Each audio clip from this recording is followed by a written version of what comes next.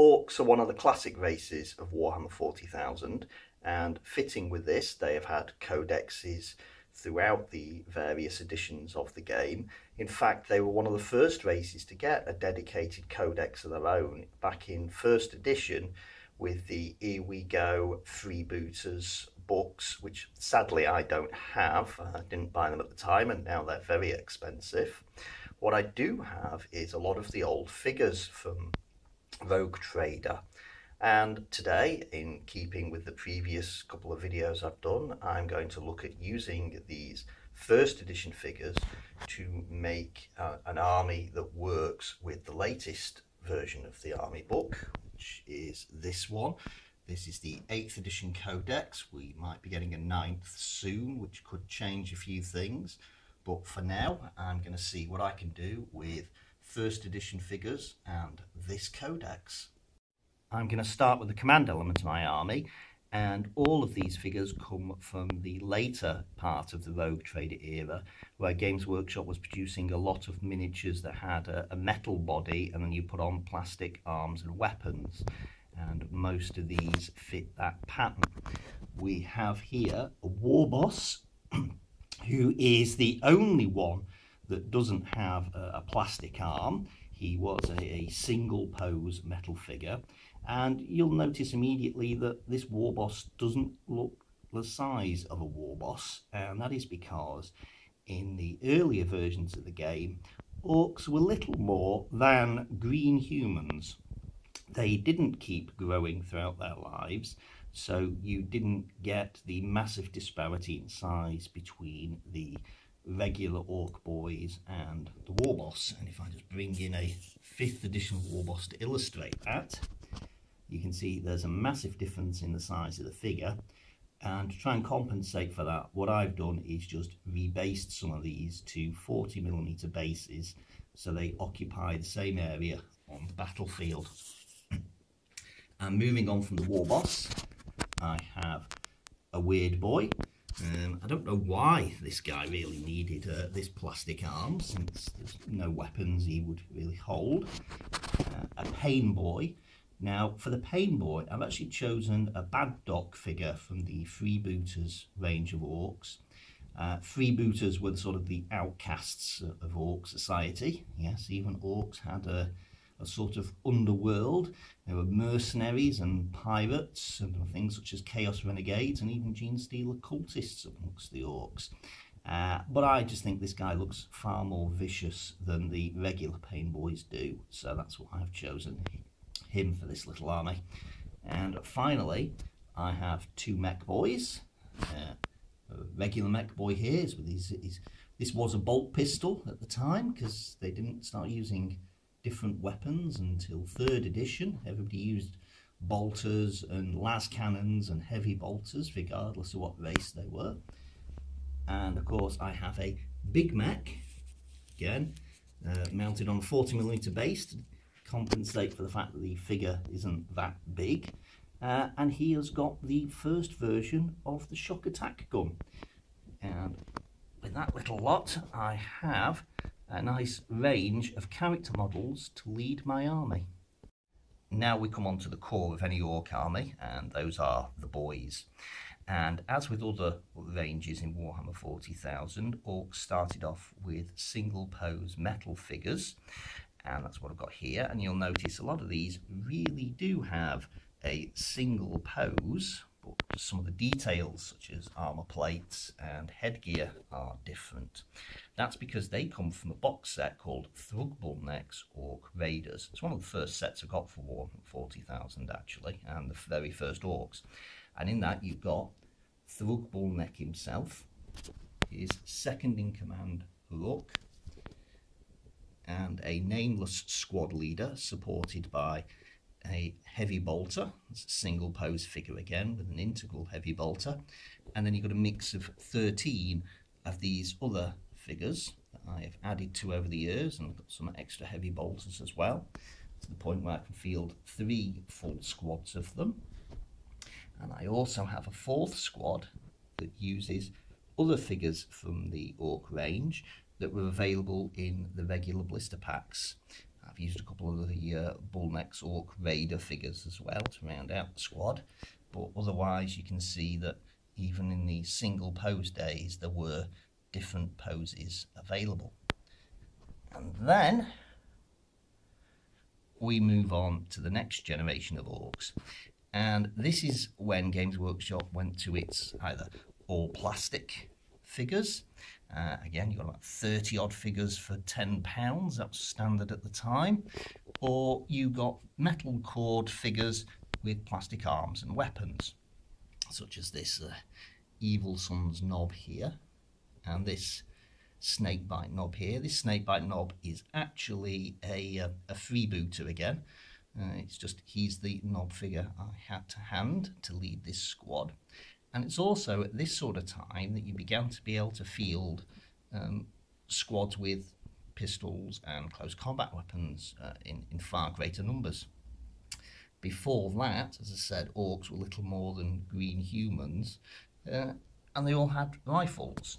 So it was shooter boys, and more shooter boys. But then, with the release of Army List, you actually got to get some slugger boys, which is what I've got here for these Snakebites. And the Evil Sons here are shooter boys instead. Now I'm going to turn one of these around, and you can see that in this generation they all had this plate on the back. Ooh, and there goes a heavy weapon. That's the problem with some of these. That heavy weapon is made of metal, and unfortunately it's on a plastic figure, so they tend to fall over somewhat. I've weighted the base of another figure, and I think I ought to weight the base of that. Anyway, back to the plate on the back, and that was used to identify Orc units from one another, as well as having different clans. There were different subgroups within those clans, and you could mark those out by painting onto this plate. And if I just turn this around, there's a crude snake drawn on that. For some of the more generic figures, I just painted those a sort of rusty colour, but for these I'm actually giving them a detailed back plate. Now, as well as Orcs, of course, we've got Grots and a Runt Herd. The Runt Herd is, again, it's a metal core figure, and then his arm and weapon are plastic. The Grots are all metal. They remained all metal until 2nd edition, where you got a bunch of single pose plastics instead. But nobody thought to give Grots separate arms and weapons in 1st edition. Perhaps they just didn't really need them. They all just had the same crude weaponry. Now, there is actually another sort of figures for your core units, and that is the game Space Crusade. Games Workshop developed it with Milton Bradley, and in it you got lots of single pose Orc boys, which actually work quite well, I think, with the regular boys available at the time. Perhaps a little bit larger, but they do fit. They've got this slugger, they've got a chopper, they look orky, they even have a detail on the back,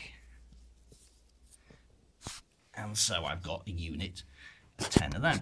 Now, there were actually Gretchen in that set as well, and I have one of those here, but as you can see, the difference in size is pretty big.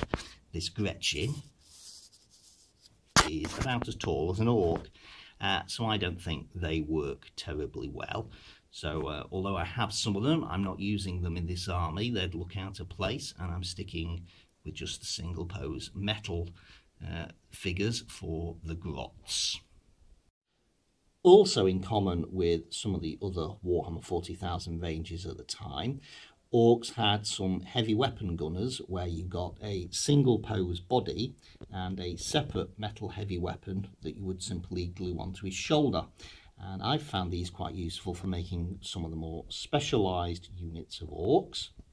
For example, here I've got 4 of them that have got what was at the time just called a flamer. Heavy flamers didn't exist right at the start. They didn't come out until Terminator Marines came out. So for some reason, a lot of the orcs had a flamer as a heavy weapon. And with 4 of these, I've led them with an orc mech that appears to have a sort of flamethrower. This would just count as a regular boy in this squad because these are burner boys. And if you want to put a mech in a burner boy unit, of course, he has either a custom blaster, a big shooter, or a rocket launcher. But at least I have a squad leader who looks like he is another burner boy. I've done a similar sort of thing with these tank busters. I've used 4 of the heavy weapon pose orcs, each of them given a rocket launcher. The rocket launcher seems to be the one that's difficult to find nowadays. I don't know why. I would have thought it would have been quite common. And then I have led them with, in this case, a Goth Knob, and his heavy weapon actually comes from the Chaos Heavy Weapons sprue. That came out right near the end of Rogue Trader. You've got a missile launcher, an autocannon and a conversion beam on it. I've taken the somewhat intimidating looking missile launcher and given it to the leader of this squad of tank busters. And then moving on to a mob of looters. Again, I've got a mech, and this mech actually looks like he's got a custom blaster, so he can be the, I think it's actually called a spanner, in charge of this squad. And the squad again, single pose metal bodies with metal heavy weapons glued on. These 2 guns were just heavy plasma guns under Rogue Trader. That's some of the earlier weapons, and then these far bulkier multi-melters actually came out when we got the 2nd generation of figures that this little guy comes from. Now, for other specialist units, I've looked beyond these separate heavy weapon ranges, and for this group of knobs, I have just taken some orcs that were in power armor from the very first range, and I've added into them a Bad Moon boss from the later range to act as the big boss of that knob. And then for the other 2 specialist units, I've looked entirely at the later range of orcs from the tail end of Rogue Trader, and I have got this Blood Axe boss, and this is actually a dedicated Blood Axe boy. There were some limited number of figures that were specific to clans, and then some far more generic ones, and I've taken the ones that I think look most like they could be Blood Axes, and they've all been given sluggers and daggers that actually come from some of the later Space Marine releases in Rogue Trader. And I've got myself a nice little unit of Blood Axe Commandos. And finally, these, I have got some Flash Gits, and these all come from the previously mentioned Freebooters range. You can tell he's supposed to be a pirate along with him. And I've just painted all of these up to look sort of non-clan specific. And the weapons that these 3 have got, those 2 are single pose metal. These are metal with plastic arms again. But the weapons they've got are actually metal. There was a small range of custom weapons done for these figures, and I've managed to collect 3 of those together to round these out to give the Flash Gits their fancy snaz guns. Having dealt with the infantry, we're now onto the vehicle support for the army, and as with other Rogue Trader vintage armies, that was actually pretty limited because Games Workshop just couldn't produce large numbers of plastic kits.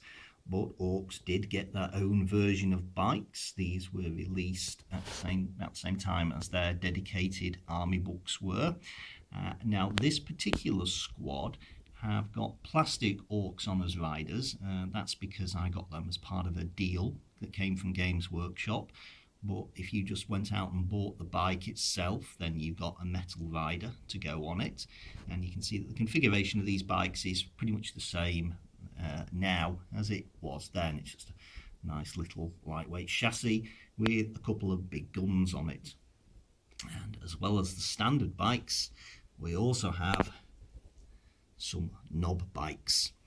Now, the knob on a bike doesn't have the big cannons either side, and you can see here, I have got the metal riders on these bikes, but the knob himself is carrying what would at the time have been a plasma gun, and so I feel that that can count as the bike's own cannons if it's some sort of custom weapon, which then allows me to use these three models as knobs on bikes. And of course there were actually 4 Orcs, some other light attack vehicles available. They had war buggies and war tracks, as well as the war track Scorcher. Unfortunately, all of those have now gone out of the Codex. They're only in the sort of Legends units, and I'm not counting Legends units towards these armies I'm looking at the moment. So I'm going to skip over buggies and tracks, and I'm going to move on to the other all-metal vehicles that seem to be available for most of the ranges back then, and I'm going to show you some dreadnoughts. Now, of course, Orcs have 2 types of dreadnoughts nowadays. They have the Death Dread and the Killer Can, and in fact they had those right back in Rogue Trader as well, because you'll see here we've got a 2-armed Orc dreadnought, and we've got a couple of 4-armed ones, and the only difference in the kit is this midsection here. And you basically got a basic kit like that and an expansion. So you just took that kit, added in the middle bit, and it changed from a Killer Can to a Death Dread, even though the names didn't apply back then. You also got a couple of different lengths of legs, you'll notice. My 4-armed dreadnought's got rather short legs, whereas the 2-armed Killer Can has got longer legs. So if I pull back, the Killer Can actually looks roughly the same size as the 2 Death Dreads, but in fact it's got a smaller body on it. Another thing is the pilot looks quite small. For a time they said the pilots of all Orc dreadnoughts were Gretchen. Well, that has shifted back and forth a bit over the years, and I don't think the pilot really matters that much, so I'm happy to use that as a Death Dread rather than a Killer Can. And now we're done with the metal models, and we're going to move on to the Orc Battle Wagon. And this is one of the few all-plastic vehicles that was available under Rogue Trader. It was the only non-Imperial type that was made. And interestingly, this came without any guns on it at all. You were just supposed to put on whatever weapons you wanted. And if they happened to fall off in a battle, they were treated as having fallen off in the battle. Now, that's not much good for the current generation, so what I've done is I've given it a couple of gunners armed with what were the autocannons from the Chaos Heavy Weapons sprue. So this now has a couple of big shooters, and you'll notice it's got scythes on the wheels, and it also has a big sail mast. Obviously it's not going to be a sail in the game, it'll be a flagpole, I suppose. And what these mean is it was practically impossible to pack this thing without having to worry about something dropping off in one side or another. Now that would be it for the range of vehicles available, but if you've watched the previous 2 of these videos, you might guess what I'm about to do, because I'm going to pull out a model that comes from the Modelling Workshop series of articles in White Dwarf, and this is the Gob Smasher tank, and it's scratch built largely from plastic card. The original article actually just said you could use cardboard and a tube from some sweets. I actually used a bit of plastic pipe. The big section at the front, which of the cannon, which I think was actually for Orcs meant to make it louder, that comes from a very old paint pot.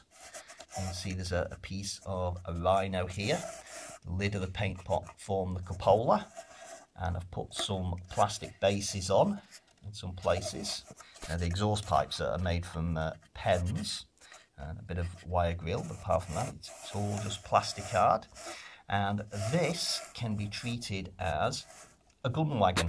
It doesn't look like it's got much transport capacity, but I suppose orcs are daft enough to just hang on to the side, and it gives my Rogue Trader Vintage army a bit more variation in its vehicle support.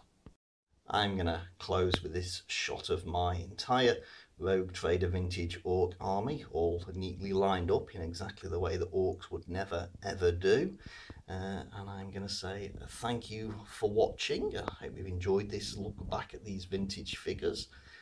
I will probably be back soon with one looking at another of the alien races of the Warhammer 40,000 universe by building an Eldar army. But until then, I hope you've enjoyed this, and thanks for watching.